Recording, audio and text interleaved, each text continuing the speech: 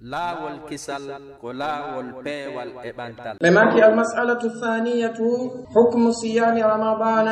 ودليل ذلك. فرض الله عز وجل صيام شهر رمضان وجعله أحد أركان الإسلام الخمسة، وذلك في قوله تعالى: يا أيها الذين آمنوا كتب عليكم الصيام كما كتب على الذين من قبلكم لعلكم تتقون. وقوله تعالى: شهر رمضان الذي أنزل فيه القرآن هدى للناس وبينات من الهدى والفرقان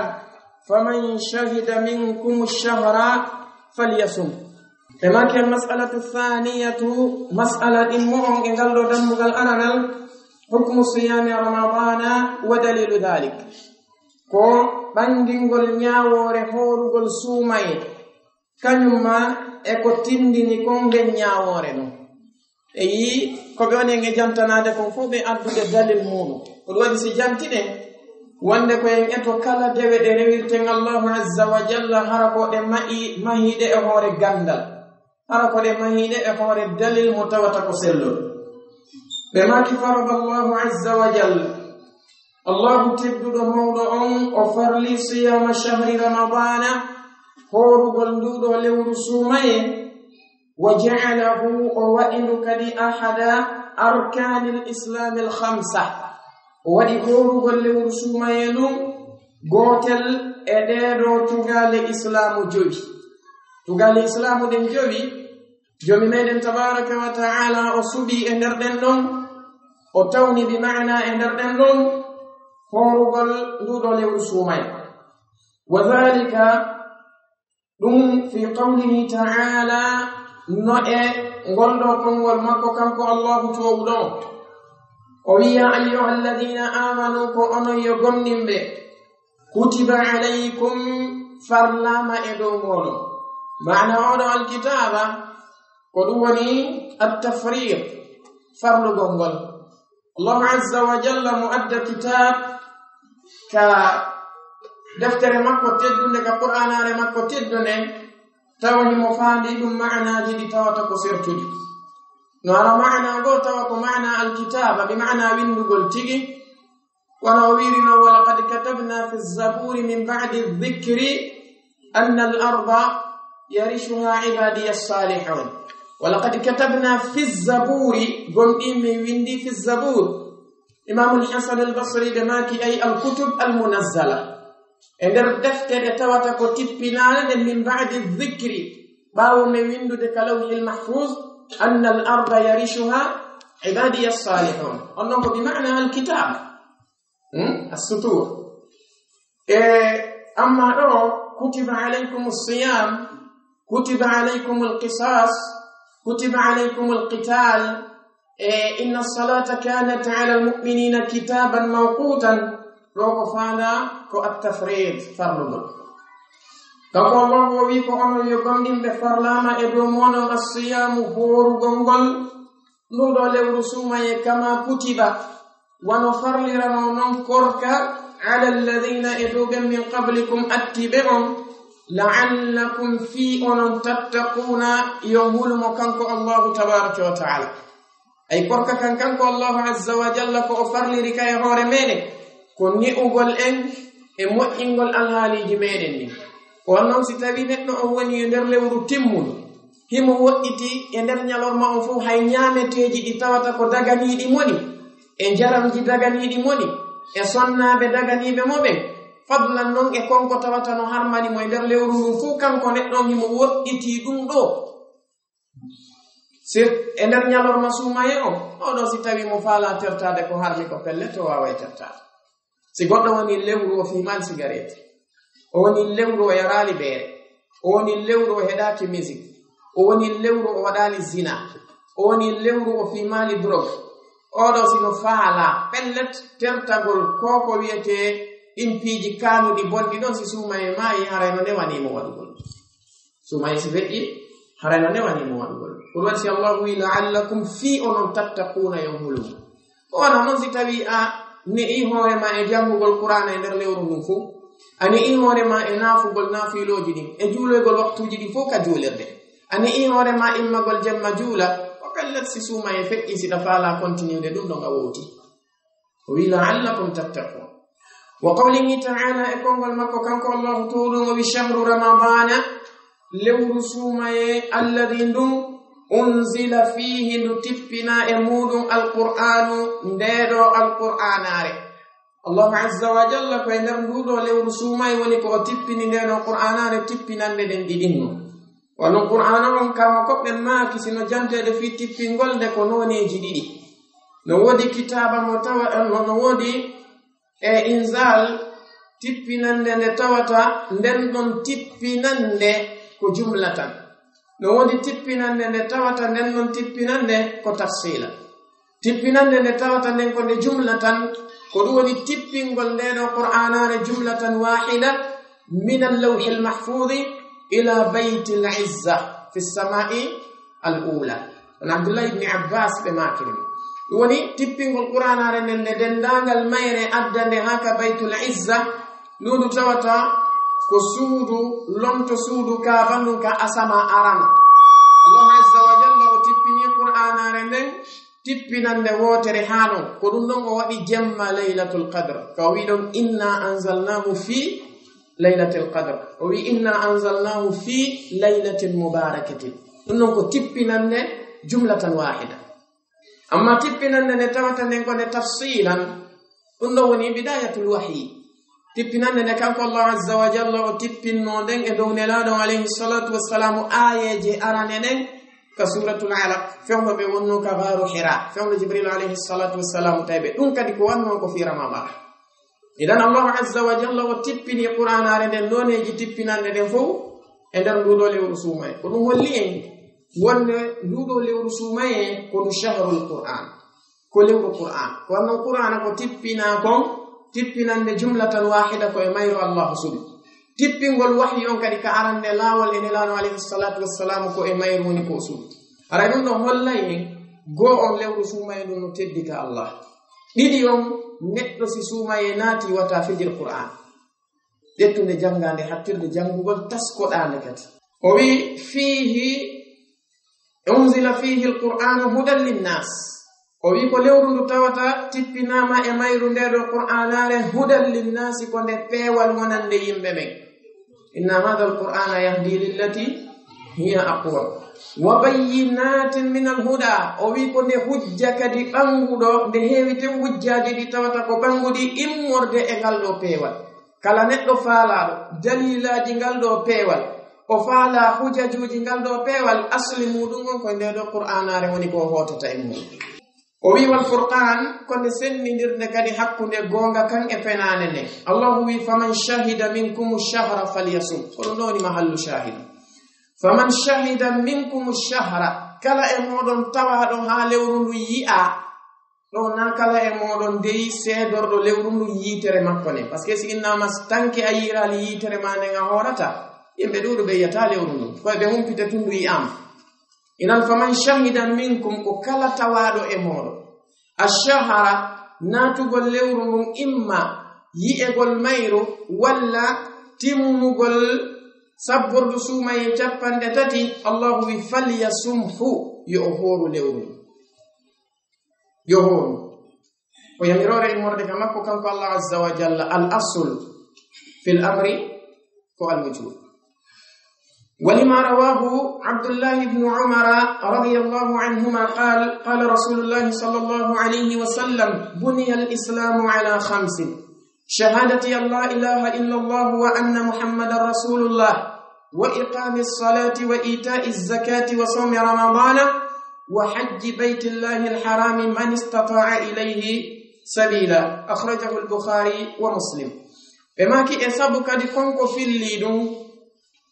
عبد الله بن عمر رضي الله عنهما أي ما هو بأدن لأن دليلاج لنك قرآن بأدن لأنك دليلاج لنك ما كوجن لنا صلى الله عليه وسلم ابن عمر بماكي قال رسول الله صلى الله عليه وسلم نلاد الله ماكي بني الإسلام إسلام مهام على 5 إدوت قال جوبي شهادة أن لا إله إلا الله وأن محمد رسول الله وسيدة قل ولنر وتيدو إغوغا على siwana allahu azza wa jalla wonde nelano muhammad alayhi salatu wassalam ko ɓe nelaɓe makko wondude e timmingol shartiji kañum nde ɗo seedande ɗiɗi wa iqami salati e ñimnugol julde nde wa itai zakati e tottugol zakka on wa sawmi ramadana e horugol lewru suumayenu e noon tugalal ngal kangal woni tugalal nayaɓangal wa hajji baytillahi lharam e hajjoygol ka suudu allahu horminanu woni ka suudu kaaba man istataa ilayhi sabila kala on neɗɗo taaqanaɗo yawgol ton laawol idan kamɓe nelano alayhi salatu wassalam ɓe ɓanginani en wonde nduɗo lewru suumaye horugol ndu ko ruknun min arkani al islam ɓe maki walima rawahu talhatu bnu ubaydillah أن أعرابيا جاء إلى النبي صلى الله عليه وسلم ثائر الرأس فقال يا رسول الله أخبرني ماذا فرض الله علي من الصيام قال شهر رمضان قال هل علي غيره قال لا إلا أن تطوع شيئا أخرجه البخاري ومسلم بما كي سبق في اللي نكد يودو صحابة تددو ونطلحة ابن عبيد الله بما كي وند أعرابيا نتو متوتك نتو فلوا نتو فلسو جاء أرم إلى النبي صلى الله عليه وسلم كان لانو عليه الصلاة والسلام ثائر الرأس أي أشعش الرأس بمعنى نتو متوتك سنكي توسكو بوجو أنه أن adatan wonde yimɓe fulawaɓe ko ɓuri hewde komɓe toppitotako fayda alhaali maɓɓe on wona yimɓe ceyɗe wayno ari o tawni lano alayhi salatu wassalam tawi fa'ira ra'si hoore makko nden ko hoore sancitine leeɓi muɗum fa qala kanko neɗɗo on o wi'i ya rasulallah sallllahu alayhi wa sallam o wi ko anon yonenaɓe allahu akhbirni humpitelam mada farada allahu alayya min assiyam ko honɗum woni ko allahu farli e hoore am horugol قال نلان عليه الصلاة والسلام بجابي مبمات شهر رمضان كل رسومين إنه دليل صحيح صريح دليل سلو دو متاتا كل بندو كدي بس وان صوم رمضان كفرد من السنة كفرد متاتا سنة ونبنجن قال كم كنت نفلسوا ووي هل علي غيره توسن وقت لن كوركا غوكو ونا كوركا سومين قال نلانو عليه الصلاة والسلام بما كلا أوي إلا أن تطوع شيئا سوى ناند وقتاتم بمعنى ننافر تاغوطنغو دووني نديدا تاغوطنغو دووني كوركاجي دي تاوتا كو شرعي نالين ستاوي هوري هيدا فالا ودادين دو ونافر إبدا إحوري مال ولو كان حديث أخرجه البخاري ومسلم بما كي وقد أجمعت الأمة على وجوب صيام رمضان mofteden den naningal majje e fotti e dow waɗɗagol korka suumay wa annahu wonne kañum korka suumaye kan ahadu arkanil islami ko gotel e tugale islam allati ɗen ɗe tawata ulimat min addini bidarura ɗe tawata ɗe andirama ka diina tawde koye hoore lorritorgol maana muɗum neɗɗo on wawata wonde o anda ɗum o andira ɗum haysi neɗɗo on jangali ara o finu tun o woni e bi'a mo tawata ko bi'a yimɓe julɓe kanko neɗɗo on o andiray wonde korka suumaye ko faridda bidaruri hara o ndara alqur'ana o ndara sunna ɓe maki wa anna munkirahu wonde kadi kala neɗɗo mo tawata ko yedduɗo waɗɗagol horugol suumaye o kafirun ko o kefeero murtaddun mo tawata ko o yarton jinɗo o murti anil islami o iwi e kaɗo dina islam neɗɗo si tawi hawri o darike o yeddi ɗum ɗon ko o kafiru billahi azza wa jal wannon haray kanko neɗɗo on kadhaba allah azza wa jalla fi kitabihi wa kadhaba ar-rasul sallallahu alayhi wa alihi wa sallam fi sunnatihi ara o fenni allah azza wa jalla ka deftere makko o fenni nelano alayhi salatu wassalam ka sunna maɓɓe ɓe maki fa thabata bidhalika fardiyatu as-sawmi bil kitabi was sunnati wal ijma'i وأجمع المسلمون على كفر من أنكره تبتري أي فثبت بذلك تبتري سبقوك جمتارو إمرد دفتري الله نك سنة نلانو عليه الصلاة والسلام مفتد انكو دفتكو تبتري نندو فرضية الصوم فرلغل كوركا كان وني كوركا سوماي كان بالكتاب فرلغل نن دفتري الله نك والسنة سنة نلانو عليه الصلاة والسلام والإجماع كان يما إفت المفتد النفو بماكي وأجمع المسلمون جلب بمبدن دنين المأب بفتي على كفر من أنكره إدو كافره كلا نحن يودو وند كوركا كان كوادات أنه جلب بمفوه بفتني دون بماكي المسألة الثالثة مسألة متوتك ومسألة تمؤون إمرده مسائل نغالدو دمبغال أرانال دواني أقسام الصيام الصيام قسمان واجب وتطوع والواجب ينقسم إلى 3 أقسام أولا صوم رمضان ثانيا صوم الكفارات ثالثا صوم النذر والكلام هنا ينحصر في صوم رمضان وفي صوم التطوع أما بقية الأقسام فتأتي في مواضعها إن شاء الله تعالى بما كي مسألة مؤم مسائل جنجل دم الأران الأقسام الصيام كو فتشي كوركا كان فانون كوركا كان فو نانو نغوتو نفتشي وإنوني جسرفل بما كي الصيام كوركا كان قسماني نفتشي فتشي دي واجب وفتشي نتواتا ننون كو وقتينه وتطوع فتشي نتواتا ننون كو فتشي تكي معنى مولون فتشي نافيل بماكي والواجب ينقسم إلى 3 أقسام فتشر وحدي ننون نندون تيجي هند فتشو فتش تاتي بمعنى كوركا وحيكا كان نمري نوني جتاتي أولا نوني أنا نون صوم رمضان كهور قل رسومين ثانيا نوني دي مون صوم الكفارات كهور قل كوركا كفارات دي ندو ستبي هوري أو وحيتك كتواتا كفوائد مكفار sifa kanko neɗɗan ke o wari neɗɗo julɗo mo tawata o wari mo khata'an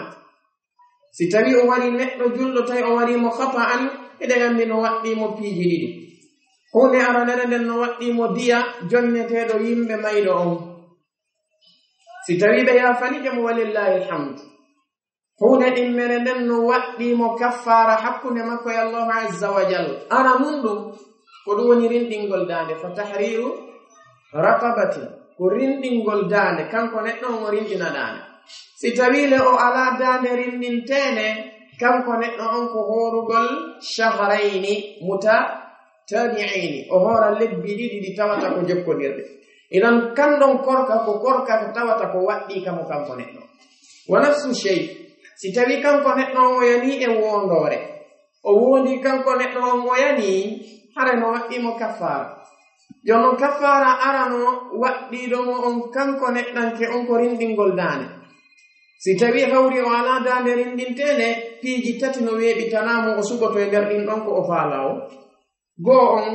ko ñammingol miskinaɓe ɓe tawata ko miskinaɓe 10 ñamete harnowoɓe maɗum holtingol ɓe conciɗi tawata ko yomanayɗi ɓe julde surrayɗi awraji maɓɓe ni taɓe wawayɗi juulirde si wona ɗum o hoora balɗe 3 ɗeɗo balɗe 3 kadi horugol ɗe ko hunde nde tata ko nde faridba e dow makko kanko neɗɗanke o madama ko kaffara ko wona noon si tawi neɗɗo o yani e hoore sonnajo makko e ñalorma suumaye kanko neɗɗo on ɗon kadi no fawimo kaffara goo o yoɓoya ñallal ngal ɗimmitel muɗum o hoora kadi kanko neɗɗo on ɗiɗo lebbi ɗi tawata ko lebbi ɗiɗi jokkodirɗi ɗum ɗon no waɗɗimo kanko neɗɗanke on e nder ɗin kaffaraji ɗi allah azza wa jalla o fawimo kanko neɗɗo idan sawmul kaffarat horugol ɗiɗo kaffaraji ko hunde nde tawata ko nde waɗɗinde kala none kaffara mo tawata ko waɗɗiɗo jiyaɗo salisan tan muɗum sawmu nadri ko korka ka tawata ko korka fodore mana muɗum neɗɗo ko fodata allahu tabaraka wa ta'ala wonne o horanaymo masalan kanko neɗɗo on o wiya si tawi allah azza wa jalla wallilan mi gayni humjade qur'ana mi horanaymo balɗe 3 haray waɗɗike mo ad neɗɗo on waɗugol ɗum madama da mari faqa mum ma si allah azza wa jalla wallilan mi heɓi examen an on mi horanaymo ɗum ɗo ma si o wallilan mi heɓi moodi mi horanaymo ɗum ɗo ma si o wallilan mi jombi kaari mi horanaymo ɗum ɗo haray ɗum ɗon kadi waɗɗike neɗɗanke on horugol idan korkaji waɗɗiɗi neɗɗo on horugol ko ɗi 3 ko sawmu ramadan korka sumaye kan sawmul kafarat korka kafaraji din e sawmul nadri korka fodore be maki non wonde wal kalamu yewtere nen huna do bi maana ko wona yewtede kon do e ngal do dambugal ko yewtere ne tawata yanhasiru kayre ko yewtere rabbiɗude fi sawmi ramadana e fi horugol sumaye on tum bi maana ko yewtere nde tawata ko moftane nde soka e yewtugol fi sumaye on tum korka sumaye kam amma ɗiya korkaji luttuɗi sawmul kafarat e sawmul nadr ɓe makane ɗum ɗo ngaroyay ka dambuɗe muɗum ka nokkeli muɗum ko ɗum ɓe maki ɗo ko marɗen ko ɗiɗi yanhasiru fi sawmi ramadana wa fi sawmi tatawwu ko fi yewtugol fi korka sumaye kan kañumma e korka ka tawata ko korka naafilo kam amma baqiyatul aqsami amma ko luttiti e geɓe luttuɗe ɗen ɗen non fa tati fi mawadi'iha ɓe aroya e nokku kade yewtoyte ɗon inchallahu ta'ala ina ɗo e wawi famude ihtisaran wonde korka no fecco pecce ɗi ko korka waɗɗika e korka ka tawata ko korka naafilo korka waɗɗika kan no fecco pecce tati ɗum woni korka sumaye korka kafaraji ɗin e korka fodore nde neɗɗo on fodi Allahu azza wa jalla ko famane amma korka ka tawata ko korka naafilo ka ɗum non no mari noneji ɗi tata ko noneji ɗuɗum jonnon ɓe holli en ɗo ko ɓe yewtata en ɗo ko fi korka sumaye kan e korka naafilo kan ɓe maki al mas'alatu rabi'atu mas'ala mo tawata ko mas'ala nayamo on fadlu siyami shahri ramadana والحكمة من مشروعية صومه بماكي مسألة نيمون مسائل جكن ينقل دمبغل أرانا فضل صيام شهر رمضان وبنغل قرال ويوندري إهور قندودو لور سومي والحكمة كان يبنغل والحكمة نينيال من مشروعية صومه الشرعي نقول هو رجل دون بمعنى فيه أن الله عز وجل وشرعنا هو رجل له رسومه يعني ده بدين ما رينوني جديد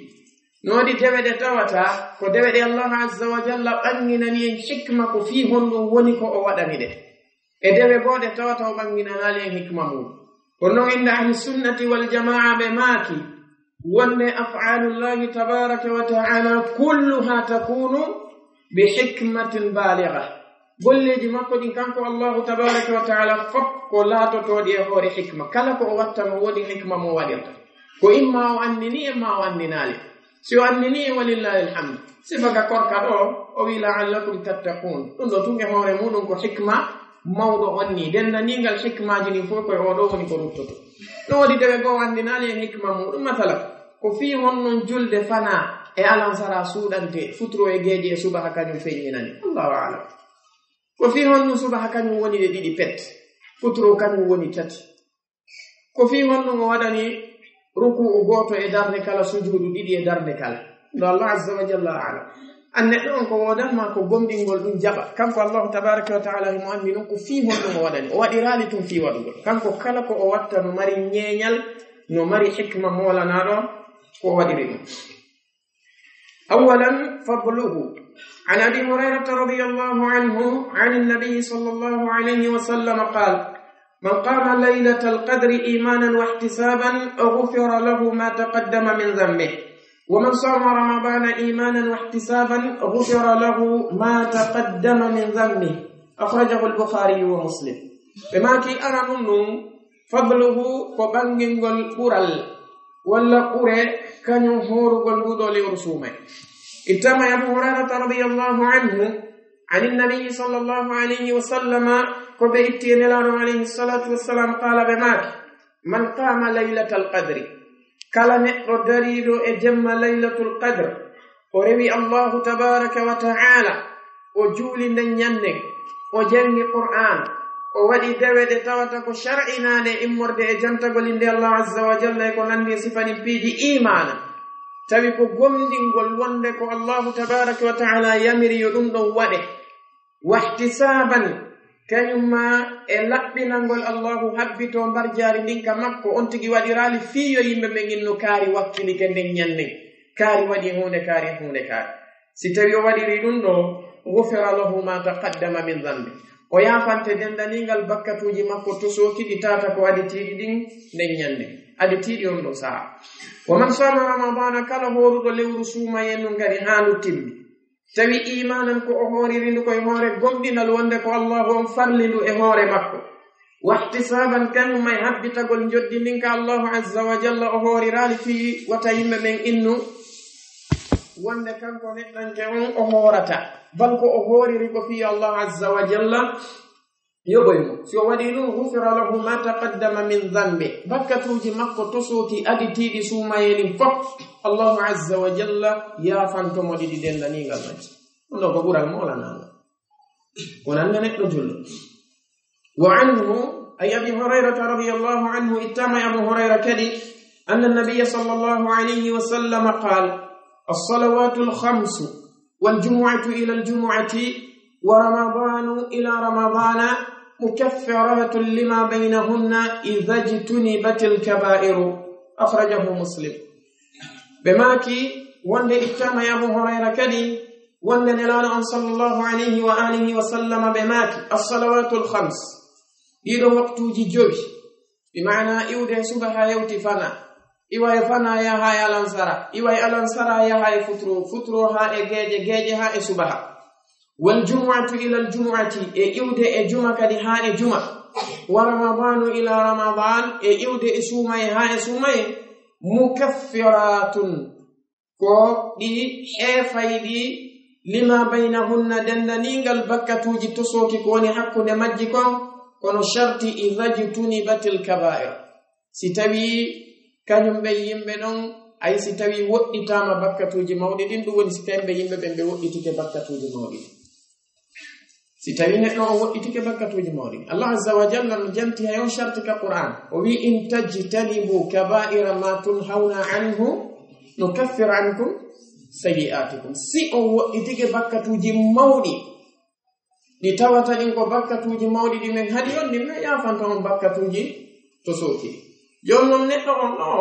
idajtunibatul kaba'ir kanko neɗɗanke on ko honɗum faanda idajtunibatul kaba'ir ko si tawi kanko neɗɗo on masalan o ari yande e bakkatu mawɗo hara o deppitake hoore makko o acca ɗon o tuubali si yani tun ko yo tuubu o rutto si tawi hawri o tuubi ka allahu azza wa jalla o ruttike e ɗin ɗon hattirde ruttagol bi idnillahi tabaraka wa taala madama allahu azza wa jalla o yafanike mo ɗum ɗon kanko neɗɗanke on bi idnihi ngal ɗo ɓural ngal laawotako on noon neɗɗo yo wonu gila e suumaye ha e suumaye hara o memali bakkatu mawɗo hay e goto na o masum nono newi ewaki ka gila e suumaye ha e suumaye hitande wo timmude tis hara memali bakkatu mawɗo bakkatuji mawɗi ɗi no ɗum iɗi ɗuuɗi salmingol sonnaji janano ko bakkatu mawɗo ɗum no bo no wawi wonde goɗɗo no wawi tappude ɗo duuɓi sappo aran salminal sonnaji janano ñowgol goɗɗo ko bakkatu mawɗo yo noon e wiyama ñowgol goɗɗo ko ya wowlumo ɓaawo makko ko mettatamo si o naniti ɗum foti noon koko yowodiri e diina makko kan ma ko yowodiri e jikkuli makko ɗi ma ko yowodiri e tagudi makko ni madama diina makko kam wona hewtuɗo rentinede fi muɗum a wowli tun tawi ko e laawol aybingol mo haray a ñoyimo ɗum ɗo hitande nen timma tista neɗɗo waɗa ɗum ma hara o fena leyde wotere daw madina e saare nande sifaɗin fii aray kanko neɗɗanke on si tawi hawri o woɗɗitike ɗiɗo bakkatuji mawni allahu azza wa jalla o iyafotomo kanko neɗɗanke on si tawi o juuli julde ɗen hakkundaji majji ha timmi juma on kadi o juuli jumaje ɗen sumaye o hoorino haniri noon o yafante ɗiɗo kono abdullah ibni abbas ɓe maki la kabirata maa al istighfari wala saghirata maa al israf ɓe maki bakkatu mawɗo ala si neɗɗo no tuubude rutto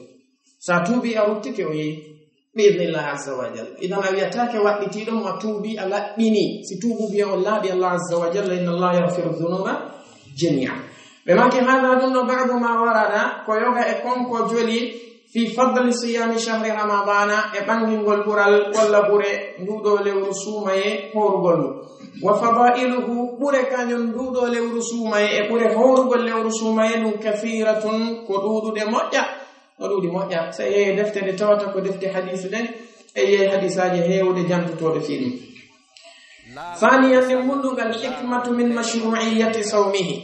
كو حكمة بمعنى نينيال كو الله تبارك وتعالى شرعي نيريكم هورغول نودو ليورو الحكمة نينيال من مشروعية صومه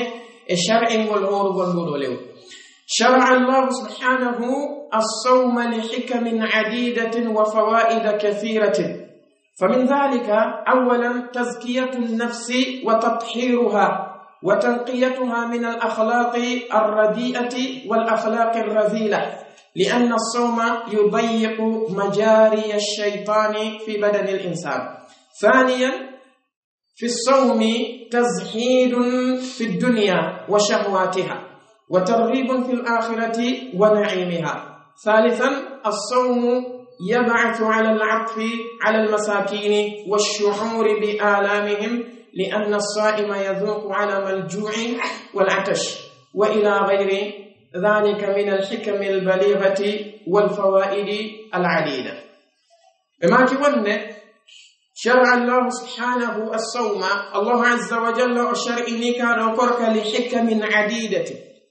سبو حكمة جديدة وتقدود لمرجع وفوائد كثيرة نفورج هيود.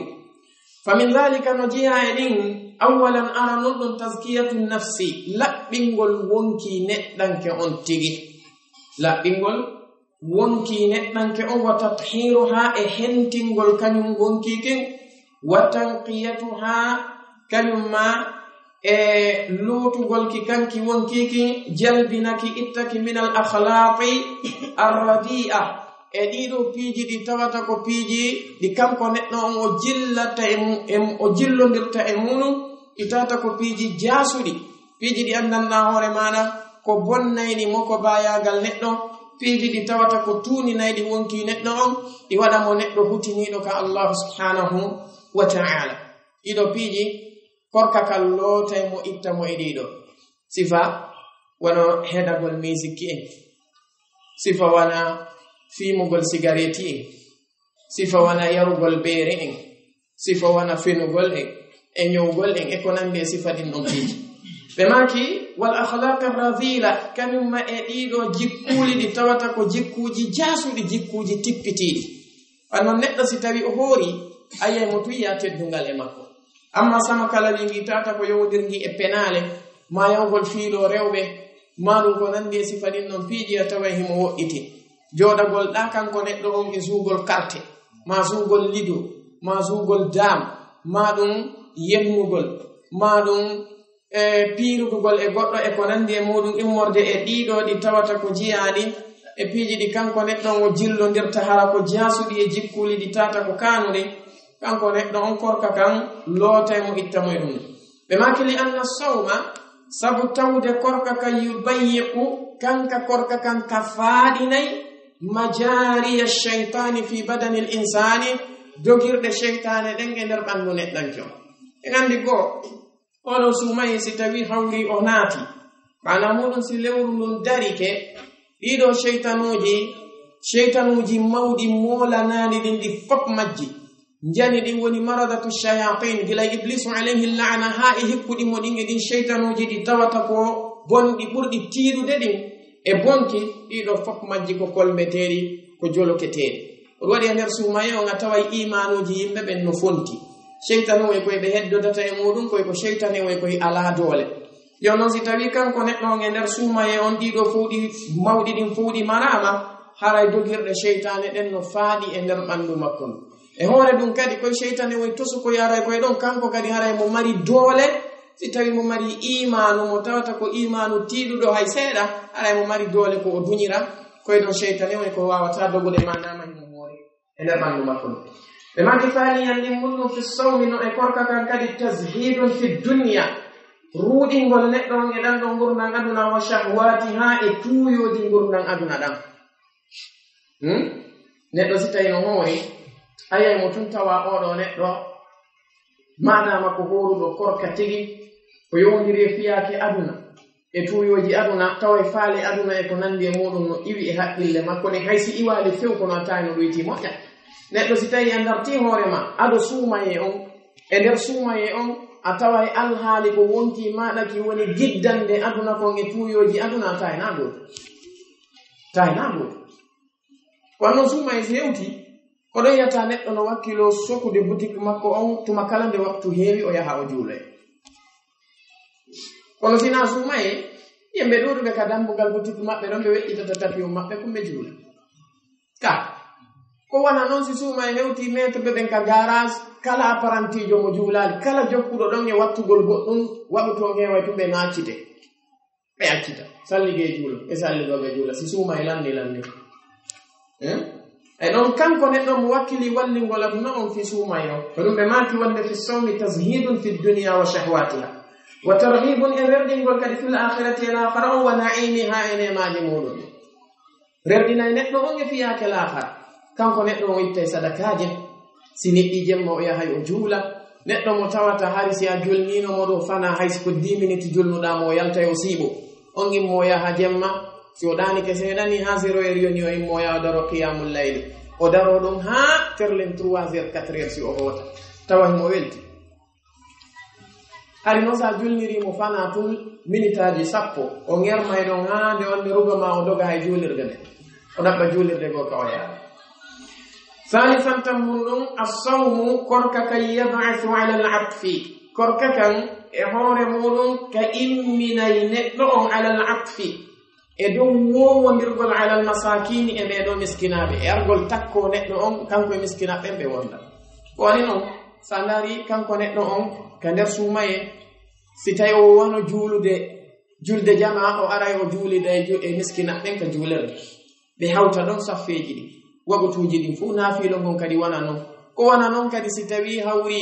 e huntagolngol hewti si tawi ko huntotoɓe jama'atan o ara e ɗon kanko neɗɗo on o ñaamida e ɓe miskinaɓe no fi kala ko patron jo o ara o ñaama ko miskinaɓe ɓen addori kon kanko kadi miskinaɓe ñaama ko addori kon joni si miskinaɓe wowa ñaamude ko tiiɗi kanko addoraniɓe ko tiiɗi kono no hawni noon kadi goɗɗo e on patron jo e suumaye ta ko sifa ko miskinaɓe ɓannata kon ka huntari o ɓannata jeeya ko ɓuri moƴƴude yo ɓannanɓe ko ɓe wowa ñamude ka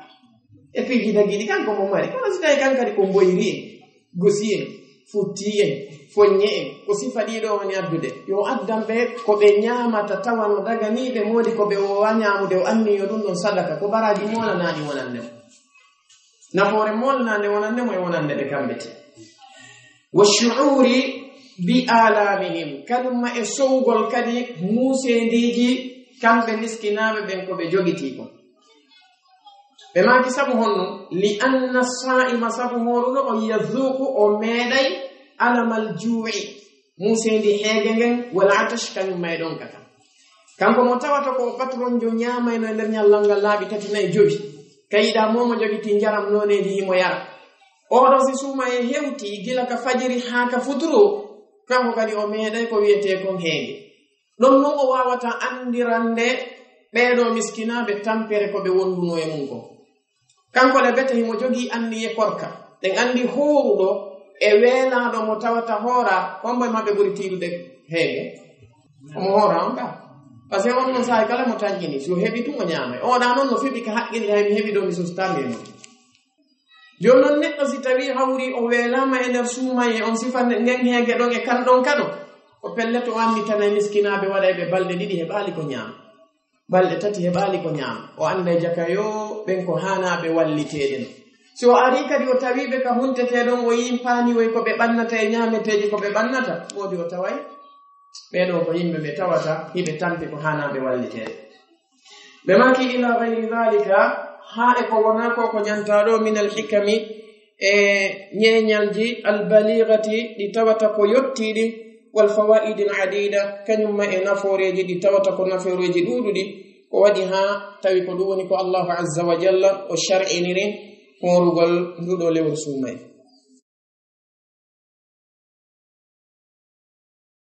laawol kisal ko laawol peewal e ɓantal